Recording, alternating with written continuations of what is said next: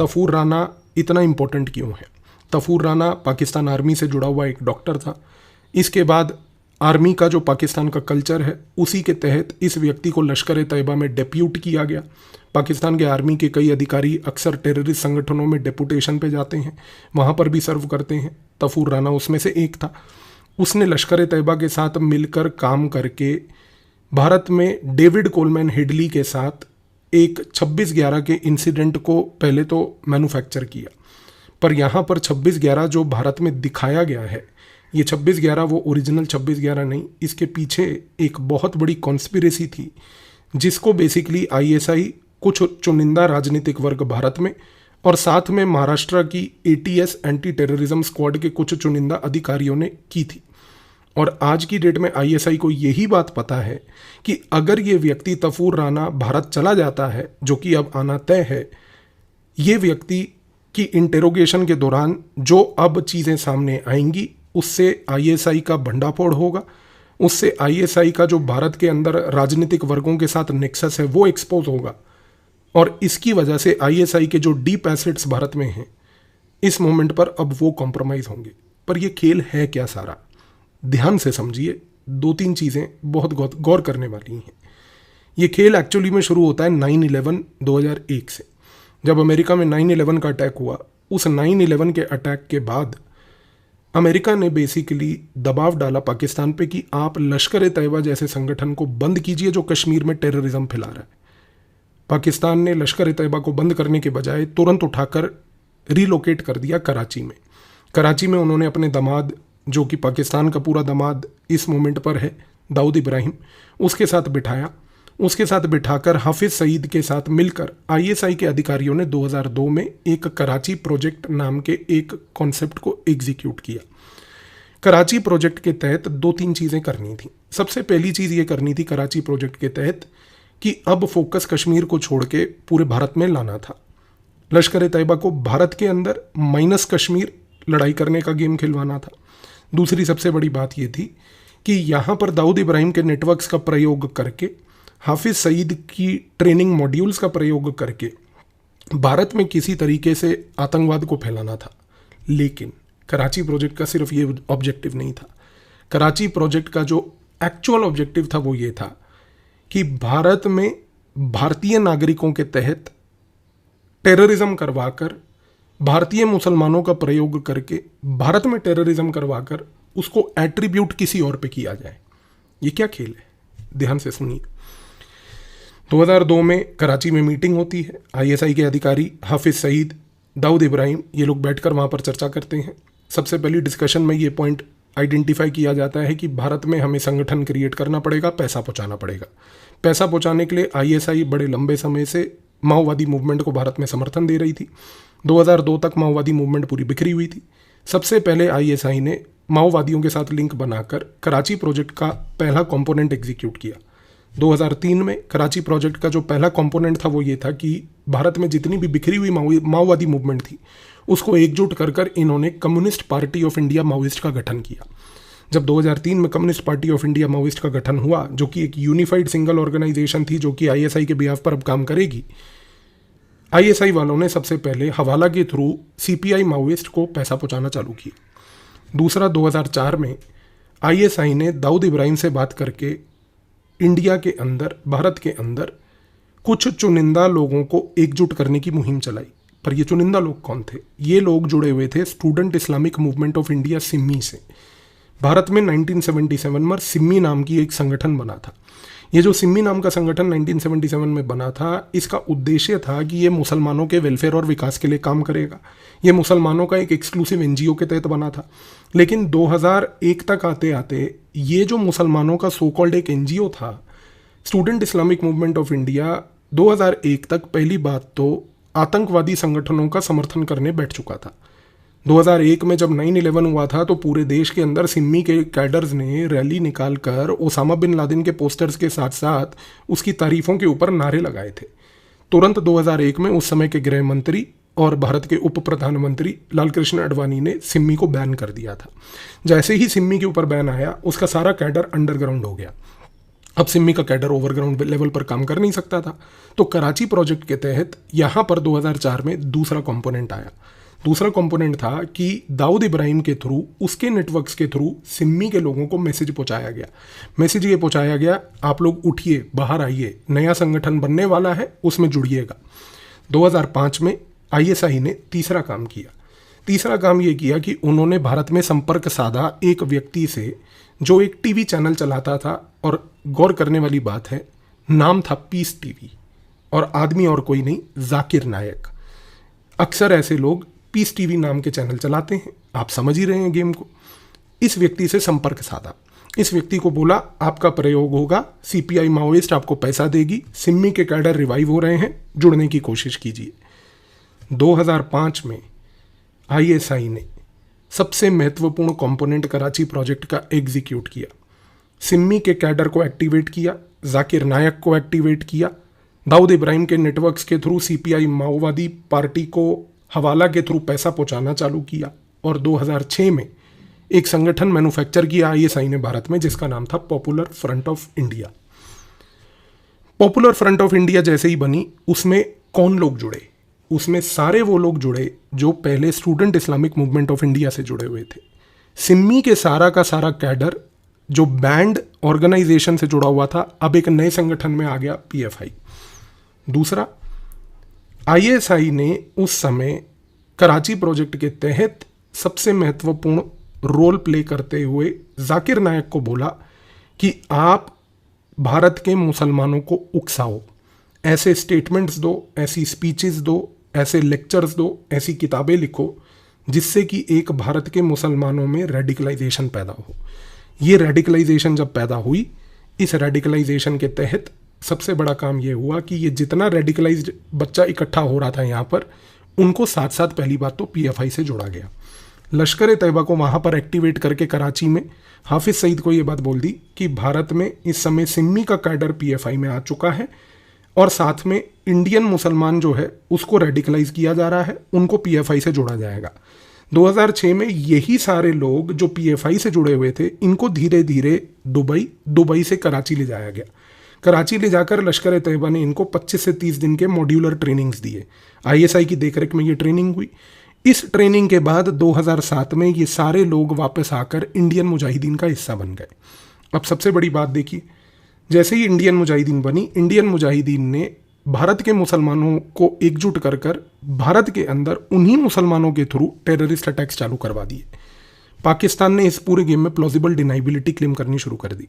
पाकिस्तान ने कहा कि देखिए, प्लॉजिबल डिनाइबिलिटी के तहत हम तो कुछ कर ही नहीं रहे, भारत के अंदर जो टेररिस्ट अटैक हो रहा है उसमें सिर्फ भारतीय मुसलमान इन्वॉल्व है। इनफैक्ट जैसे ही भारतीय मुसलमान इन्वॉल्व हुए, पाकिस्तान ने एक ग्लोबल लेवल पर नैरेटिव चालू कर दिया कि भारत में माइनॉरिटी सेफ नहीं है। आज की डेट में भी आपने स्टेटमेंट सुना होगा, कुछ चुनिंदा लोग हैं यहाँ पर, छोटे बच्चे टाइप के, जो ये सुबह से रात स्टेटमेंट देते रहते हैं, भारत में माइनॉरिटी सेफ नहीं है, भारत में माइनॉरिटी सेफ नहीं है। ये वही गेम है। अब देखिए हुआ क्या, 2007 में जब इंडियन मुजाहिदीन बना, इंडियन मुजाहिदीन ने जब ये गतिविधियां करनी चालू करी, इसी दौरान कराची प्रोजेक्ट का असली गेम सामने आया। असली गेम क्या था? असली गेम ये था कि कराची प्रोजेक्ट में इंडियन मुजाहिदीन के थ्रू, इंडियन मुसलमानों के थ्रू भारत के अंदर अटैक्स करवाए जाएं अलग अलग स्थानों पर, और दूसरा, ये सारे अटैक्स हिंदुओं के ऊपर ब्लेम किए जाएं। जी हाँ, ये असली गेम था। और इस गेम में एक आगे डॉट्स कनेक्ट करते हुए अभी आप समझेंगे, जो व्यक्ति आया उसका नाम था तफूर राना। खेल कैसे अनफोल्ड हुआ? 2005 में जब आईएसआई उस समय जाकिर नायक को नर्चर कर रही थी, जब उस समय वो पॉपुलर फ्रंट ऑफ इंडिया को बनाने वाले थे, उस समय आईएसआई ने भारत के अंदर कुछ चुनिंदा राजनीतिक वर्गों के थ्रू एक मैसेज पहुंचाने की कोशिश करी, और अपने एसेट्स के थ्रू एक मैसेज पहुंचाया कि भारत में 1953 में एक ऑर्गेनाइजेशन थी जो उस समय खत्म हो गई थी, इनफैक्ट उसका नाम था अभिनव भारत। उस अभिनव भारत को दोबारा से रिवाइव किया जाए। 1953 में वो ऑर्गेनाइजेशन समाप्त हो गई थी। वो समाप्त इसलिए हो गई थी क्योंकि वो बनी थी ब्रिटिश हुकूमत से लड़ने के लिए, और ब्रिटिश हुकूमत से लड़ने के लिए अभिनव भारत का जो पूरा फोकस था वो था हिंदू रिवाइवलिज्म के ऊपर। हिंदुओं को एकजुट करके हिंदू मूवमेंट चलाकर वो बेसिकली ब्रिटिश हुकूमत से लड़ना चाहती थी। 1953 1953 में उसने अपने ऑब्जेक्टिव अचीव करने के बाद अपने आप को बंद कर दिया। आईएसआई के कहने पर कुछ चुनिंदा राजनीतिक वर्गों ने भारत के अंदर 2005 में अभिनव भारत को रिवाइव किया। अभिनव भारत का रिवाइवल कराची प्रोजेक्ट का एक बहुत महत्वपूर्ण हिस्सा था। अभिनव भारत 2005 में रिवाइव हो गया।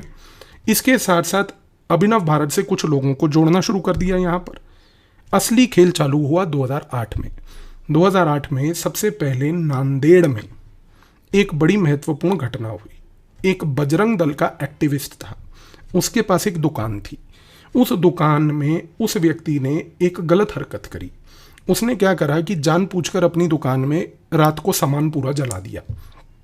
अगले दिन उसने सुबह इंश्योरेंस वालों को बुलाकर बोला कि देखिए भाई, मेरी दुकान में रात को शॉर्ट सर्किट से आग लग गई, सारा सामान जल गया, अब इंश्योरेंस क्लेम दे दो।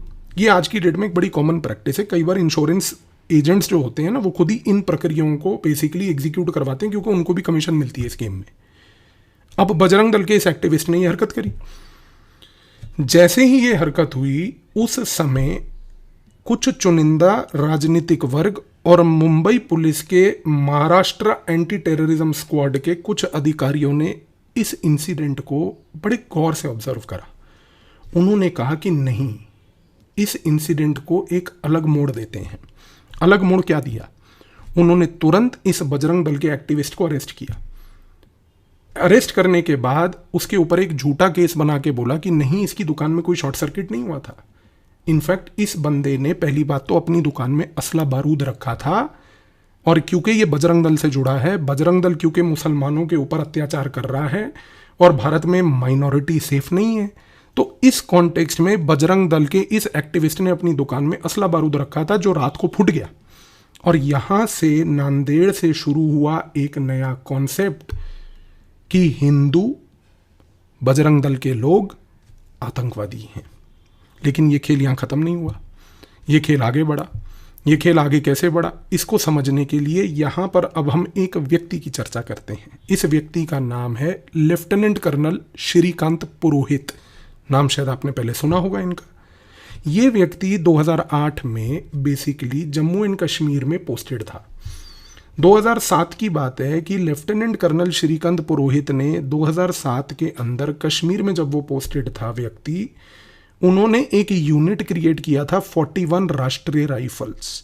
41 राष्ट्रीय राइफल्स का ऑब्जेक्टिव ये था कि वो एक ऐसा यूनिट क्रिएट किया गया था पुरोहित के तरफ से, जिसने लश्कर तैयबा के कुपवाड़ा सेल के अंदर घुसकर कुपवाड़ा सेल के अंदर लश्कर तैयबा के 10 से 12 आतंकवादी मार गिराए थे। जब 41 आरआर का ये सक्सेस भारत की मिलिट्री के सामने आया, तो भारत की मिलिट्री के आला अधिकारियों ने निर्णय लिया कि लेफ्टिनेंट कर्नल श्रीकांत पुरोहित ने ये जो 41 आरआर क्रिएट करके इसके थ्रू कुपवाड़ा सेल के लोगों को बेसिकली एलिमिनेट किया लश्कर तैयबा के, इस व्यक्ति को एक अच्छे पोस्ट पे रखा जाए। 2007 में इनको मिलिट्री इंटेलिजेंस में भेज दिया गया। जैसे ही इनको मिलिट्री इंटेलिजेंस में भेजा, तो इनको मिलिट्री इंटेलिजेंस में कुछ इनपुट्स मिले कि भारत की आर्मी के जो डिफेंस सेटअप्स पूना में हैं, उन पूना के सेटअप्स में इंडियन मुजाहिदीन कुछ गतिविधियां करने जा रहा है। मिलिट्री इंटेलिजेंस ने बोला कि तुरंत आप जो है पूना चले जाइए। लेफ्टिनेंट कर्नल श्रीकांत पुरोहित पूना आ गए। जैसे ही वो पूना आए, उन्होंने पूरे गेम प्लान को देखा। Zakir Naik, Popular Front of India, Communist Party of India, Maoist, इसके साथ साथ इंडियन मुजाहिदीन, उनको एक चीज़ समझ आ गई कि ये गतिविधियां यहाँ पर इस प्रकार हो रही हैं। लेकिन उन्होंने एक चीज़ ऑब्जर्व करी। उन्होंने देखा कि ये सारी गतिविधियां जो हो रही हैं इन सारे संगठनों के बीच, इसमें कम्युनिकेशन सारी की सारी अरबिक में है। यानी कि यहाँ पर कोई बाहर से इनको मैनेज कर रहा है, जो कर रही थी बेसिकली आईएसआई। अब हुआ ये कि लेफ्टिनेंट कर्नल श्रीकांत पुरोहित ने मिलिट्री इंटेलिजेंस को खत लिख के बोला कि मुझे आर्मी ट्रेनिंग स्कूल पंचमरी में जाना पड़ेगा, मुझे अनुमति दी जाए कि वहाँ पर जाकर मैं मिलिट्री इंटेलिजेंस का काम करता रहूँगा, लेकिन साथ में मुझे अरबिक लैंग्वेज सीखनी बहुत अनिवार्य है। मिलिट्री इंटेलिजेंस ने उनकी इस रिक्वेस्ट को अप्रूव कर दिया। अप्रूव करते ही ये व्यक्ति जैसे ही आर्मी ट्रेनिंग स्कूल पंचमरी में गए, वहाँ जाकर जब ये अरबिक सीख रहे थे, उसी अरबिक सीखने के दौरान सितंबर 2008 में मालेगांव में इंडियन मुजाहिदीन ने एक बहुत बड़ा ब्लास्ट किया। जैसे ही ये ब्लास्ट हुआ, इस ब्लास्ट को एनालाइज करने के लिए श्रीकांत पुरोहित पचमढ़ी से तुरंत मालेगांव आए। जैसे ही उन्होंने मालेगांव में इस ब्लास्ट की पूरी प्रक्रिया को ऑब्जर्व किया, उनको समझ आ गया कि भाई ये popular Front of India, Indian Mujahideen, Karachi project, इसके साथ साथ सबसे बड़ी बात कि यहाँ पर ये सारे के सारे लोग जाकिर नायक से रेडिकलाइज होकर इन्होंने ये गतिविधि को अंजाम दिया है और उन्होंने पूरे एविडेंस को और इंटेलिजेंस को गैदर कर लिया। अब उस समय मालेगांव के ब्लास्ट के टाइम पे महाराष्ट्र एटीएस के कुछ अधिकारी भी वहाँ पर आए हुए थे।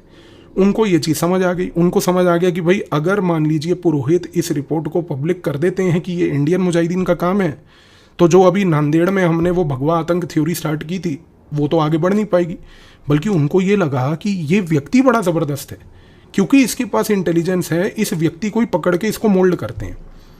मालेगांव ब्लास्ट के अंदर जितनी भी इंटेलिजेंस पुरोहित ने गैदर करी थी, उस इंटेलिजेंस को देश के सामने लाने के बजाय महाराष्ट्र की एटीएस ने पुरोहित को पकड़ लिया।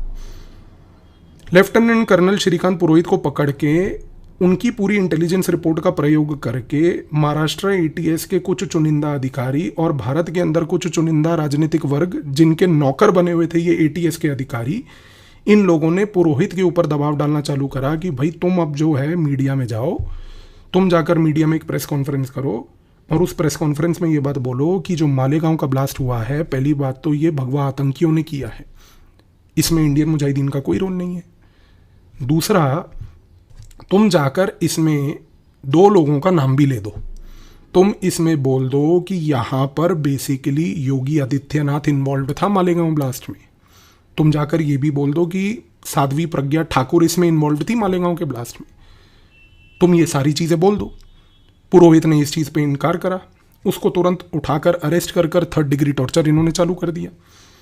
अब हो ये रहा था कि इस भगवा आतंक की थ्योरी को बढ़ाने के लिए ये मैसेज धीरे धीरे आईएसआई तक पहुंचाया गया और सितंबर में मालेगांव ब्लास्ट के बाद 2008 में नवंबर में आईएसआई ने इसी भगवा आतंक थ्योरी को इन्हीं चुनिंदा राजनीतिक वर्गों के साथ मिलकर एग्जीक्यूट करने के लिए नवंबर में 26/11 इंसिडेंट को अंजाम दिया।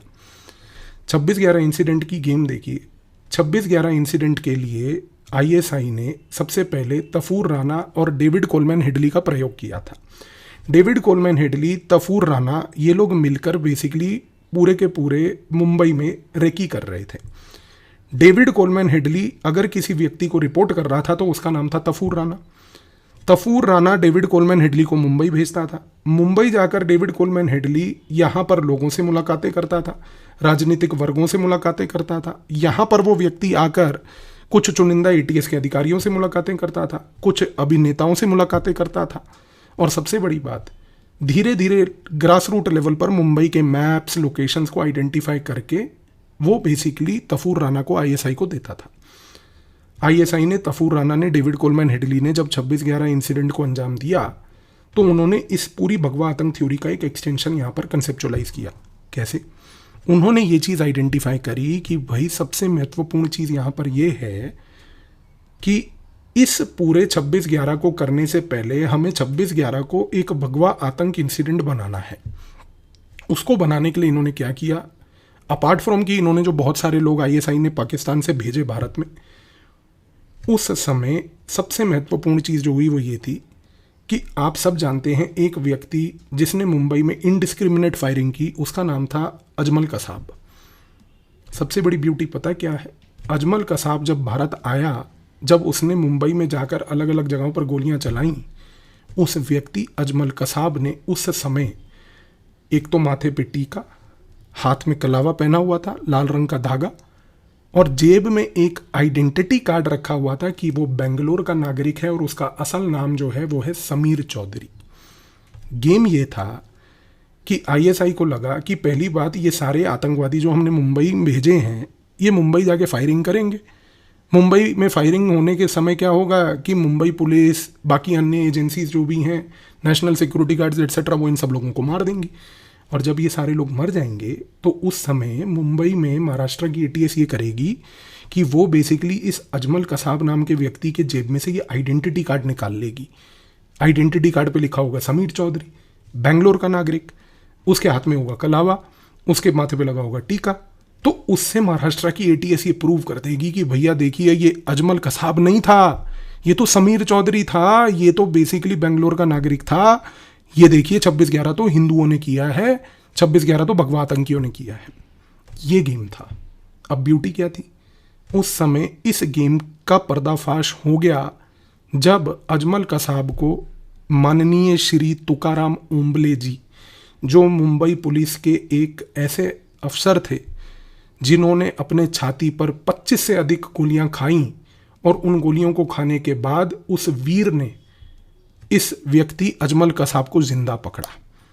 अब जब अजमल कसाब जिंदा पकड़ा गया तुकाराम ओम्बले जी की वजह से, और इस पूरे प्रोसेस में उनकी जान चली गई, उस व्यक्ति की जान जाने के बाद जब अजमल कसाब पकड़ा गया, उसके इंटेरोगेशन के दौरान उस समय जो क्राइम ब्रांच थी, जिसके उस समय हेड थे राकेश मारिया, उन्होंने जब इन्वेस्टिगेशन करी तो राकेश मारिया जी जो थे आईपीएस अधिकारी मुंबई पुलिस के, उन्होंने तुरंत जो है इस आइडेंटिटी कार्ड को पकड़ लिया, और आइडेंटिटी कार्ड पकड़ के ये बात उन्होंने बोल दी कि अगर ये व्यक्ति मर जाता तो आज ये 26/11 हिंदुओं के ऊपर डाल दिया जाता, और फिर ये नरेटिव पूरा मैन्युफैक्चर हो जाता कि 3 दिन तक अगर भारत को किसी ने होस्टेज रखा तो वो इन हिंदू आतंकियों ने रखा। ऑब्जेक्टिव था कि 26/11 के बाद बजरंग दल से लेकर आरएसएस को ब्रांड करके इस ऑर्गेनाइजेशन को बैन कर दिया जाए, ताकि कुछ चुनिंदा राजनीतिक वर्ग इससे अपनी नफरत की राजनीति कर पाए। अब सबसे बड़ी बात यह है कि ये जो रियलिटी है, इस रियलिटी के पीछे जो ये सारा पर्दे के पीछे खेल हुआ, आज की डेट में जो वो अधिकारी थे, आज की डेट में वो जो चुनिंदा राजनीतिक वर्गों के कुछ लोग थे जिन्होंने इस पूरी कॉन्स्पिरेसी में भाग लिया, इसके बारे में अगर कोई इंटेलिजेंस रखता है तो वो व्यक्ति है तफूर राना। अब आप समझिए कि पाकिस्तान के पसीने क्यों छूटे हुए हैं, क्योंकि उसको ये बात पता है कि अब अगर तफूर राना भारत आएगा तो भारत में 26/11 का सच आएगा। जब भारत में 26/11 का सच आएगा तो आईएसआई के पाले हुए डीप एसेट्स एक एक करके एक्सपोज होंगे। पाकिस्तान को ये समझ आ चुका है कि अगर ये डीप एसेट्स एक्सपोज हुए तो कई सालों की मेहनत के बाद, कई दशकों की मेहनत के बाद जो हमने ये भारत के अंदर डीप एसेट्स क्रिएट किए थे, अब ये डीप एसेट्स सारे के सारे एक्सपोज हो जाएंगे। और यदि ये एक्सपोज होंगे तो नॉट ओनली उनका नेटवर्क भारत में ख़त्म होगा, बल्कि ये देश पहली बार 26/11 का सच समझेगा और जानेगा कि कुछ लोग, कुछ वर्ग जो बचपन से हिंदू विरोधी हैं, वो लोग किस हद तक जा सकते हैं सनातन धर्म को बदनाम करने के लिए। इस रीज़न से आईएसआई ने हर एक कोशिश करी, रिव्यू पिटिशंस डाले कि किसी तरीके से ये व्यक्ति भारत ना भेजा जाए, लेकिन सच को कोई नहीं रोक सकता। सत्य हमेशा जीतता है, और अब ये व्यक्ति भारत आएगा, इंटेरोगेशन होगी। आप देखिएगा कि आने वाले साल, 1 साल के अंदर अंदर बहुत बड़े बड़े सचों का खुलासा होने वाला है।